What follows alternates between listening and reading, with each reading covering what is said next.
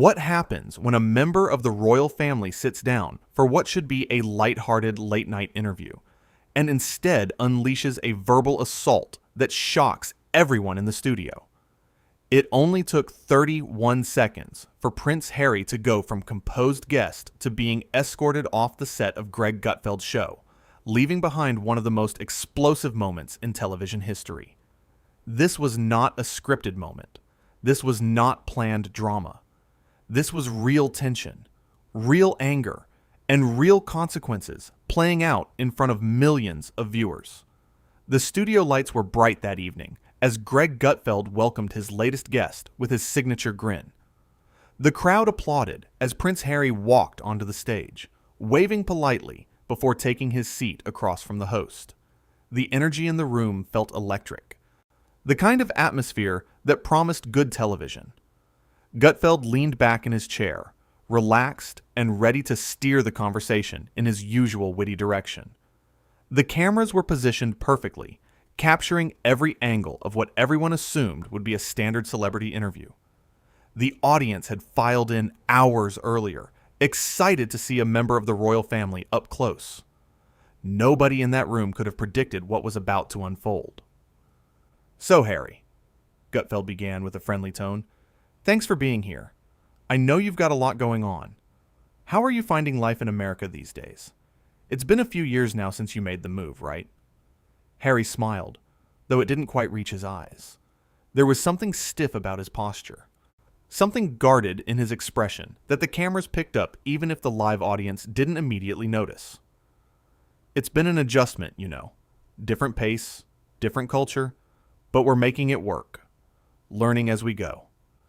Sure, Gutfeld nodded, maintaining his casual demeanor. "I mean, you went from palaces and protocols to California traffic and avocado toast. That's quite the change. Do you miss the formality sometimes, or is the freedom worth it?" The audience chuckled. It was harmless banter, the kind that happens on every talk show, every single night. A little joke about traffic, a lighthearted reference to avocados. Completely innocent. But Harry's expression shifted slightly, his jaw tightening, just enough for those paying attention to notice. The smile faded from his face, replaced by something harder, something colder. "Well, Greg," Harry said, his voice carrying a hint of edge that cut through the lighthearted atmosphere like a knife. "I'd say the traffic is still better than the toxic environment I left behind. At least here, the congestion is just on the roads, not in every single relationship." Gutfeld's eyebrows raised slightly, but he kept his composure. He'd been doing this long enough to know when a guest was bringing baggage to the table. The key was to acknowledge it without dwelling on it, to keep things moving forward. "Fair enough. Everyone's got family stuff, right? That's universal. Doesn't matter if you're royal or regular. Family can be complicated." "Family stuff," Harry repeated, letting out a dry laugh that had no humor in it whatsoever. "Is that what we're calling it? Reducing years of institutional dysfunction and systematic mistreatment to family stuff? You have no idea what it's like to have your every move scrutinized, to be trapped in a system that refuses to evolve, refuses to see you as anything more than a pawn." The room grew quieter. You could feel the shift in energy, like the air pressure changing before a storm. The audience sensed something brewing beneath the surface, something uncomfortable. This wasn't the fun, breezy interview they'd been expecting. This was something else entirely. Gutfeld shifted in his seat, maintaining his professional demeanor, but clearly aware that the conversation was heading into uncomfortable territory. He needed to pull this back. "Look," Gutfeld said calmly, his hands gesturing in a peaceful, non-confrontational way, "I get that being in the spotlight is tough. Believe me, I do. But you also chose to do interviews, write books, do documentaries, go on podcasts. You're still very much in that spotlight, just on different terms now. You're controlling the narrative in your own way." Harry's face flushed.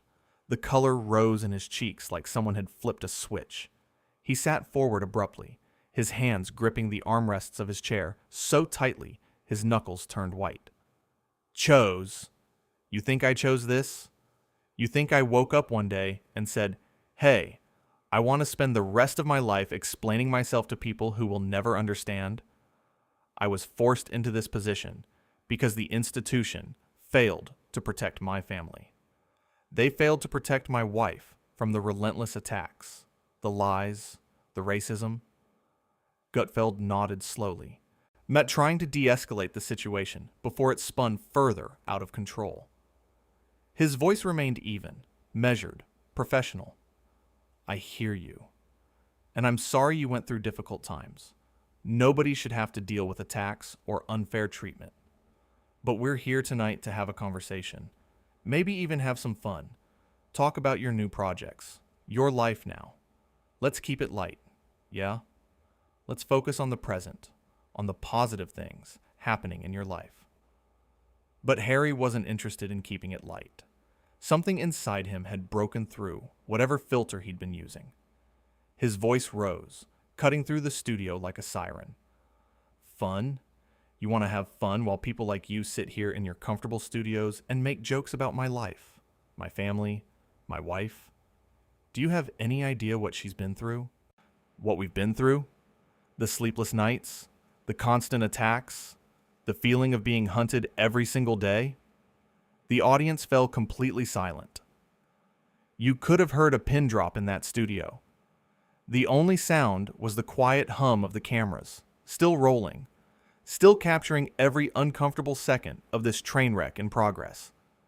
People in the audience shifted in their seats, unsure whether to look away or keep watching. Cameras continued to roll, capturing every tense second, every flash of anger on Harry's face, every calm response from Gutfeld. This was the kind of television that networks dream about and dread at the same time. Authentic, raw, completely unscripted.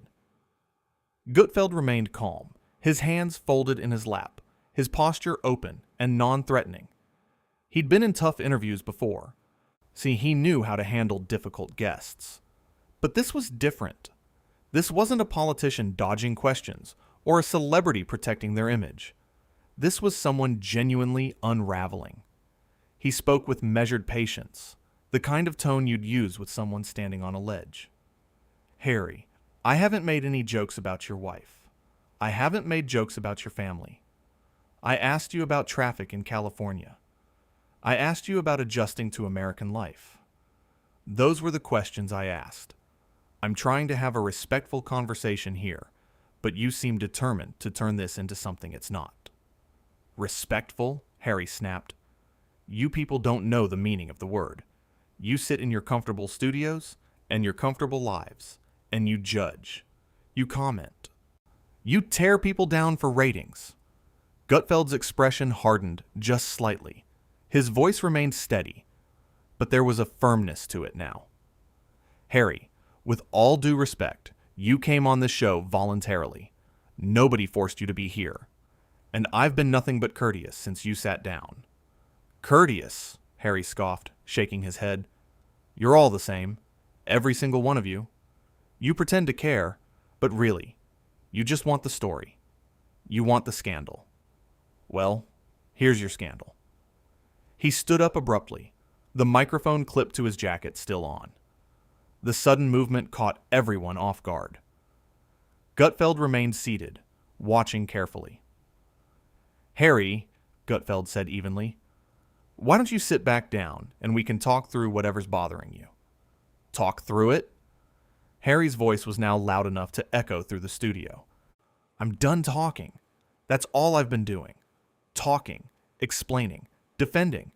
And for what? So people like you can twist my words and make me the villain? Gutfeld stood now too, his height matching Harry's. But unlike his guest, the host's body language remained open and non-threatening. I haven't twisted anything. I asked you about traffic and life in America. Those were simple questions. Simple questions, Harry repeated mockingly. Nothing with you people is simple. Everything has an angle. Everything is calculated to make me look bad, to make her look bad. The crew members standing off to the side exchanged worried glances. This wasn't going according to plan. This wasn't the lighthearted celebrity interview they'd prepared for. This was spiraling into something entirely different. Gutfeld took a small step back, giving Harry space. His voice remained calm and professional.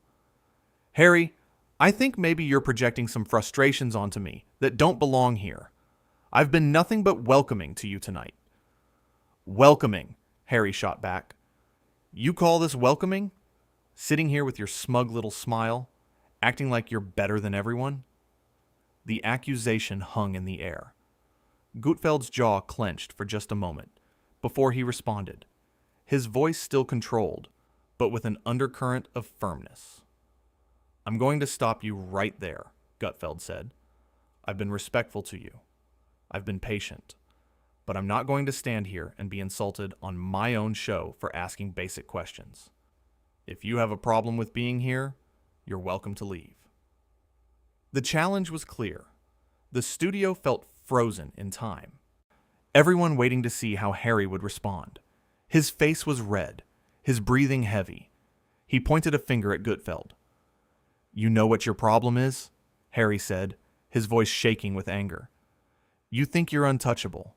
You think you can say whatever you want because you're behind a desk and a camera. But you're not better than anyone. You're just another voice in the noise." Gutfeld's expression remained steady. "Harry, I've asked you to sit down twice. I've tried to keep this conversation civil. But right now, you're the one making a scene. You're the one being disrespectful." "Disrespectful?" Harry's voice reached a new level of intensity. "You want to talk about disrespect? Let's talk about how the media hounded my mother. Let's talk about how they hounded my wife. Let's talk about how people like you profit from our pain." Gutfeld raised his hand, not aggressively, but in a gesture that said enough. "I'm not the media. I'm one person trying to do my job. And you bringing up your mother and your wife to deflect from your behavior right now is inappropriate." That seemed to strike a nerve. Harry took a step closer, his posture aggressive. "Don't you dare tell me what's inappropriate. You don't get to lecture me about my family." Gutfeld stood his ground, his voice now carrying real authority. "And you don't get to come onto my show and attack me personally because you're having a bad day. This isn't therapy, Harry. This is a talk show. If you can't handle basic questions without losing your temper, then maybe you shouldn't be doing interviews at all." The audience gasped audibly. The gloves were off now, Harry's face contorted with rage. "How dare you?" Harry hissed. "How dare you sit there and tell me what I can and can't handle? You have no idea what it's like to walk in my shoes." "You're right," Gutfeld replied without hesitation. "I don't know what it's like to be you, but I do know what respect looks like, and this isn't it. I've given you every opportunity to have a normal conversation, and you've chosen to turn this into a confrontation." Harry's hands were trembling at his sides. "You people are all the same. You push and you prod until you get a reaction, and then you act shocked when someone finally pushes back." "I didn't push or prod," Gutfeld said firmly. "I asked you about living in America. That's it. Everything else has come from you. You came in here with an agenda, and now you're upset that I'm not playing along." Harry let out a bitter laugh. "An agenda, right, because wanting to be treated like a human being is an agenda." "I've treated you like a human being," Gutfeld countered. "A human being who walked onto this stage, sat in that chair, and agreed to have a conversation. What you're doing right now, this outburst, this is on you. Not me. Not the media. You." The words seemed to hang in the air like smoke. Harry stood there, chest heaving, eyes blazing. For a moment, it looked like he might say something else. Something even more explosive. But instead, he ripped the microphone off his jacket.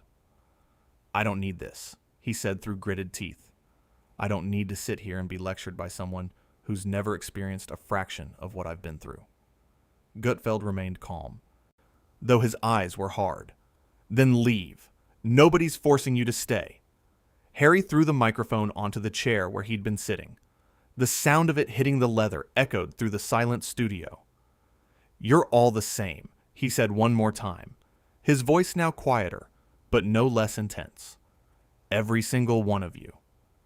He turned toward the exit, but Gutfeld's voice stopped him for just a second. "Harry," the host said, his tone neither mocking nor angry, just matter of fact. "You might want to think about why you keep having these same problems with everyone. At some point, the common denominator is you." Harry froze, his shoulders tensed. For a brief moment, it seemed like he might turn around and charge back at Gutfeld. But instead, he kept walking. His footsteps echoed as he made his way off the stage, past the stunned crew members, and toward the exit. The door slammed behind him with a finality that made everyone in the studio flinch. The cameras were still rolling, capturing Gutfeld as he stood alone on the stage, watching the door where his guest had just disappeared. Gutfeld let out a long breath and turned to face the audience. The silence was deafening. He walked back to his desk slowly, picking up the microphone Harry had thrown and placing it carefully on the surface. "Well," he said finally, his voice cutting through the quiet. "That was unexpected." A few nervous laughs rippled through the audience. Gutfeld sat down, adjusting his own microphone. He looked directly into the camera. "Folks, I want to be very clear about what just happened here," he began, his tone serious. "I invited a guest onto this show to have a conversation. A normal, friendly conversation. I asked simple questions. I was respectful. I was patient. And what you just witnessed was someone who came in looking for a fight." He paused, letting his words sink in. The audience was completely still, hanging on every word. "I don't take pleasure in what just happened," Gutfeld continued, "but I also won't apologize for defending myself and this show. When someone comes into your house and starts throwing accusations, you have every right to stand up for yourself. And that's what I did." The audience began to applaud, slowly at first, then building into genuine support. Gutfeld raised a hand to quiet them. "Look," he said, "I hope Harry finds whatever peace he's looking for. I really do. But coming onto talk shows and lashing out at hosts who are just trying to do their jobs isn't the way to do it. That's not how you earn respect. That's not how you build bridges." He glanced at the empty chair where Harry had been sitting, then back at the camera. "We've got to take a break," Gutfeld said with a slight shake of his head. "When we come back, we'll try to salvage what's left of tonight's show. Stay with us." The red light on the camera blinked off, signaling the commercial break. Immediately, the studio erupted into hushed conversations. Crew members rushed around, some checking equipment, others whispering urgently into headsets. The producer came out from behind the scenes, her face a mixture of shock and concern. "Greg," she said quietly as she approached the desk, "are you okay?" Gutfeld nodded, loosening his tie slightly. "Yeah, I'm fine. That was intense, but I'm fine." "What do you want to do?" she asked. "We can cut that segment if you want. We don't have to air it." Gutfeld thought for a moment, then shook his head. "No, we air it. People need to see what happened exactly as it happened. No edits, no spin. Just the truth." The producer hesitated, but eventually nodded. "Okay, if you're sure." "I'm sure," Gutfeld said firmly. "I didn't do anything wrong.